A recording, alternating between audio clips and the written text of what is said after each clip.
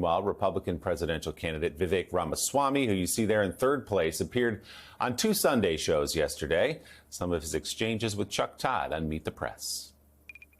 If you believe Donald Trump is the greatest president of the 21st century, he's running. Why are you running against him? Why do you think his second term won't be as good as his first? Well, look, I did say he's the best president of the 21st century. From George Bush to Barack Obama to Joe Biden to Donald Trump, I think it's not even close. Who was the best of those presidents? In my book, I judge by results.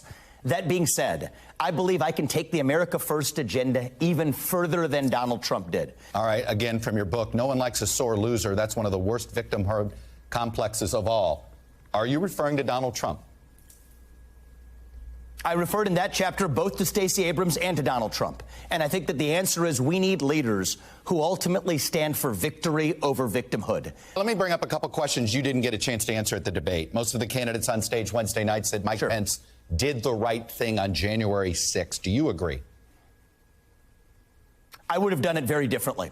I think that there was a historic opportunity that he missed to reunite this country in that window. Here's what I would have said. We need single-day voting on Election Day.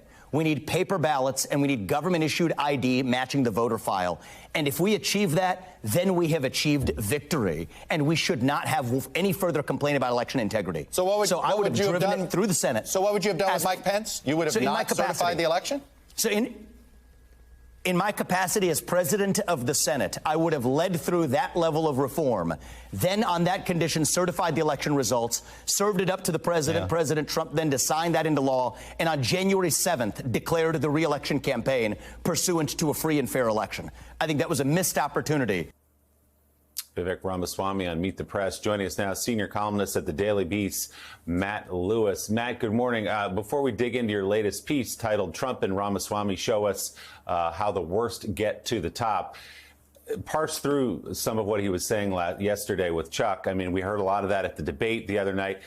Does he believe any of that? I mean, he's a smart guy, without question. That sounds very cynical to most people listening, that he's trying to sort of impersonate Trump, be a stand-in for Donald Trump.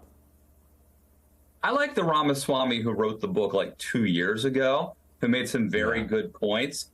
Not as much the Ramaswamy today, who is contradicting and flip-flopping on all those points. And look, he is obviously a very intelligent person. He's very eloquent.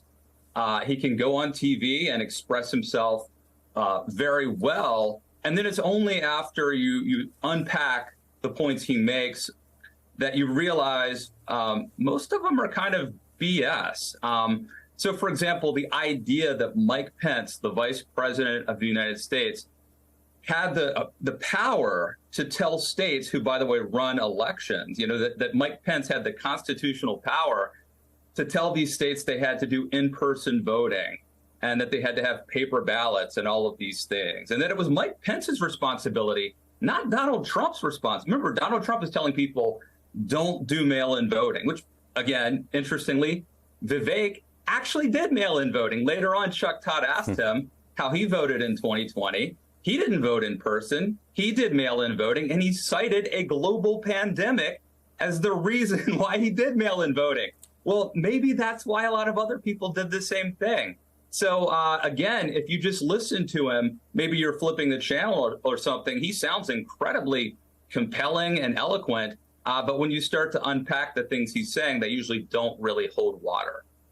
And that's what happened on the debate stage as well, when he said, cut off all the funding for Ukraine. I'd issue a preemptive pardon for Donald Trump, and climate change is a hoax. In the case of yesterday's interview with Chuck just read his book back to him and said, well, that's not what you were saying 2 years ago in your book. In your piece, Matt, you write this, quote, how is it that tech bro Vivek Ramaswamy, a self-described skinny kid with a funny name who's never held public office, rarely even votes, and has been on both sides of numerous issues, became the hottest commodity in the Republican Party? How was he considered one of the big winners of Wednesday night's debate, despite his unctuous and demagogic performance? If you want my honest answer, why should we expect anything less? The concomitant buzz surrounding Ramaswamy reminds us the problem isn't Trump per se, but a culture that rewards and incentivizes Trumpian behavior. Once you understand and accept this reality, it's easier to make political predictions regarding the GOP. Who wins? The people who have no sense of shame, the people who are willing to kiss your butt or slit your throat, depending on the circumstances. The real danger, Matt writes, is not Ramaswamy or Trump, but what our enthrallment with politicians like them says about one of our two major political parties. And so where does that leave then, Matt Lewis, someone like Nikki Haley, who a lot of people think had a good night the other night, or Mike Pence, or Chris Christie, who's been the most openly critical of Donald Trump, who are trying to, in many ways, go about this like a conventional presidential campaign and watching Donald Trump and Vivek Ramaswamy rise next to them? Well, look, on one hand, Willie, I think if you watch that debate, you could say, hey, there's hope, right? If you are a Reagan Republican, if you're a freedom conservative, if you're someone who believes in kind of limited government and traditional conservative values, not the quote unquote new right, you might have watched that debate and concluded, hey, everything's great. Chris Christie did a great job of supporting Ukraine against Russia's invasion. Mike Pence rhetorically did a great job. And I think Nikki Haley did a fantastic job. She, I believe, overperformed certainly my expectations. So you might have watched that debate and concluded things are pretty good. And if Trump were to disappear, we might be in okay shape. The Republican Party might come back.